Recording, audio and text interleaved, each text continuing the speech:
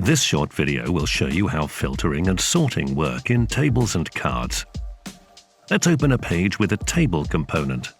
Next, go to the Filters tab and enable Sorting. Save the changes and go back to your page. And now it has a Sort button. Let's try sorting books by year of publication in ascending or descending order. Great! It works! Next, enable filtering. That will display all fields that can be used for filtering. Let's add these fields: title, year of publication, and author. Note that the author field is a link, which means we can select options. All objects from our data structure are loaded. Now we select them all to see the drop-down list. Check the changes again.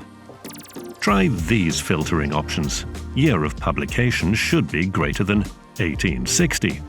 Plus, the title should contain Anna, and it's found a book, Anna Karenina by Leo Tolstoy. Let's configure filtering again. This time, the title should contain the word the, and select specific authors, Tolstoy and Dostoevsky. Filtering and sorting work similarly in tables, cards, and Kanban. There's also an option to replace all filters with an intelligent search that includes a query to the OpenAI artificial intelligence.